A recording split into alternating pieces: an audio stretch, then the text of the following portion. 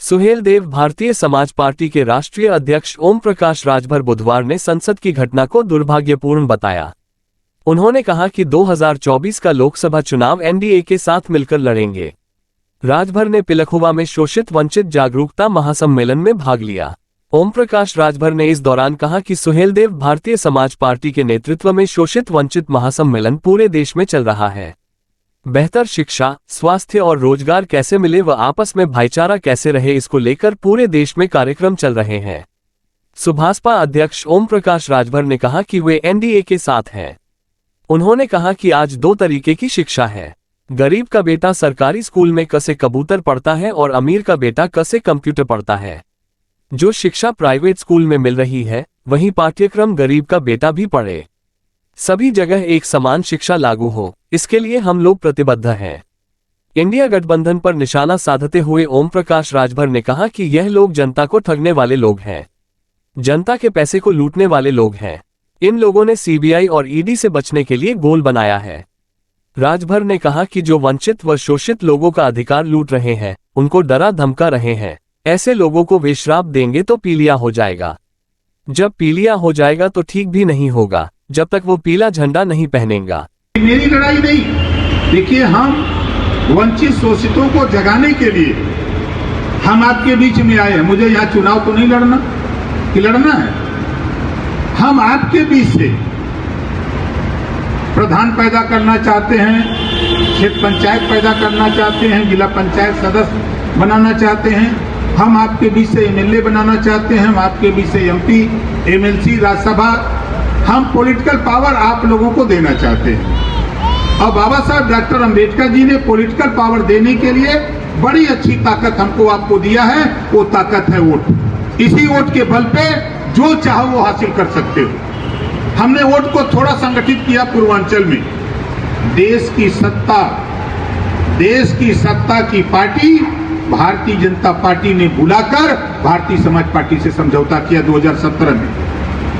हमने आपके अधिकार को लेकर के सामाजिक न्याय समिति की रिपोर्ट लागू करने के लिए विवाद हुआ। लोग मंत्री बनने के लिए परेशान रहते हैं, लेकिन ओम प्रकाश राजभर ने मंत्री पद से इस्तीफा देकर के चला गया।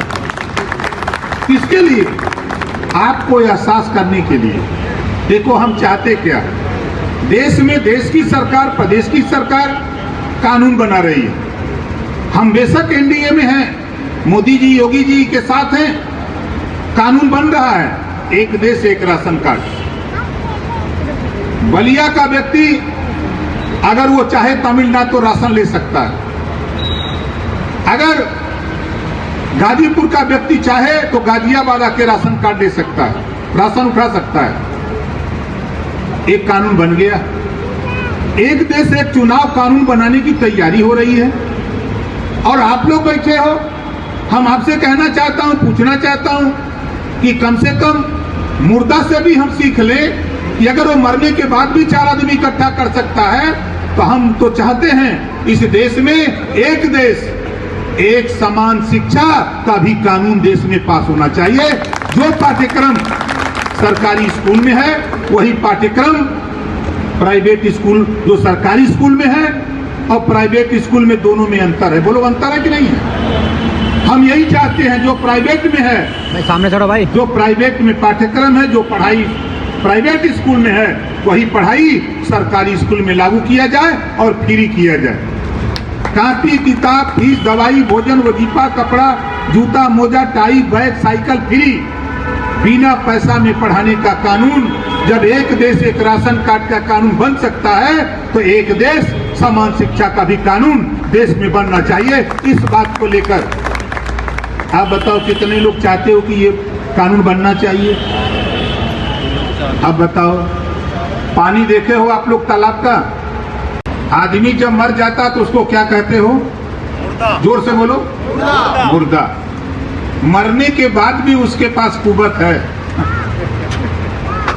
मरने के बाद भी उसके पास कुवत है, बुद्धि है। निर्जीव हो जाता है व्यक्ति मरने के बाद ना, लेकिन उसके बाद भी उसके पास कुवत है, इकट्ठा कर लेता है और मरने के बाद भी वो कहता कि मुझे श्मशान घाट तक पहुंचा हो।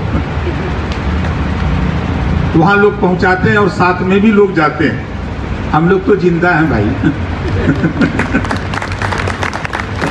हम लोग तो जिंदा है ना। मुर्दा जब 4 आदमी पकड़ सकता है तब वो लोग जिंदा 4 नहीं पकड़ सकता। कितने लोग पकड़ सकते हो हाथ उठाओ। देखो मैं क्यों कह रहा हूं, खुदा उसी की मदद करता है जो खुद अपनी मदद के लिए तैयार होता है। ठीक है ना, हम अपनी लड़ाई लड़े। कि वंचित शोषित जागरण कार्यक्रम भारतीय समाज पार्टी की तरफ से पूरे देश में हम लोग चला रहे हैं कि लोग अपने बेहतर शिक्षा कैसे मिले, स्वास्थ्य के लिए, रोजगार के लिए, नौकरी के लिए, आपस में भाईचारा कैसे रहे, इसको लेकर के हम लोग पूरे देश में कार्यक्रम चला रहे हैं। आने वाले चुनाव में आपकी क्या रणनीति रहेगी आपकी पार्टी? हम एनडीए के साथ हैं और उत्तर प्रदेश में 80 सीट जीतने के लिए हम सब लोग मिल करके लड़ाई लड़ रहे हैं। आप कितनी सीटों पर चुनाव लड़ेंगे?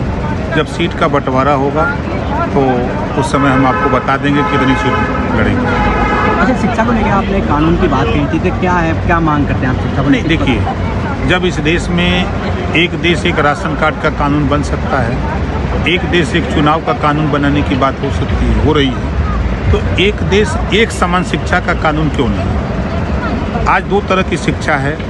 गरीब का बेटा सरकारी स्कूल में क से कबूतर कौवा पढ़ता है और अमीर का बेटा प्राइवेट स्कूल में क से कंप्यूटर। तो जो प्राइवेट में शिक्षा है, पुस्तक है, पाठ्यक्रम है, वही पाठ्यक्रम प्राइवेट में भी लागू किया जाए, एक समान शिक्षा हो और गरीबों को फ्री शिक्षा हो। इसके लिए हम लोग कटिबद्ध हैं। गरीबों का इलाज फ्री हो, तमाम योजनाएं बन रही हैं गरीबों के इलाज के लिए, बेहतर के लिए। एक कानून बन जाए कि कोई भी गरीब किसी जाति धर्म का हो उसका इलाज फ्री हो। इसके लिए हम लोग प्रयासरत हैं कि हम लोगों का गठबंधन तो रिजल्ट देख ही लिया। विपक्ष के लोग नारा देते हैं पीडीए का, 3 राज्यों में सरकार बनी, असली तो इधर काम हो रहा है पीडीए का, उधर तो बात हो रही है खाली। जिस प्रकार से विपक्ष ने गठबंधन किया है आपस में, सर सीटें कितनी आएंगी भाजपा की? देखिए, उत्तर प्रदेश की 80 की 80 सीट जीतेंगे, 350 सीट जीतने का लक्ष्य लेकर हम लोग काम कर रहे हैं। विपक्ष का जिस प्रकार से गठबंधन हुआ, इसको क्या कहेंगे आप? देखिए, वो जनता को ठगने वाले लोग हैं, जनता के पैसे को लूटने वाले लोग हैं। अपना जान बचाने के लिए ईडी सीबीआई से वो लोग गोल बनाए हैं। अभी आपने देखा कि छत्तीसगढ़ में एक नेता के यहाँ 300 करोड़ रुपया, छोटी मशीन गिनते गिनते गर्म हो गई तो बंद हो गई, बड़ी मशीन आई तो वो भी गिनते गिनते गर्म हो गई।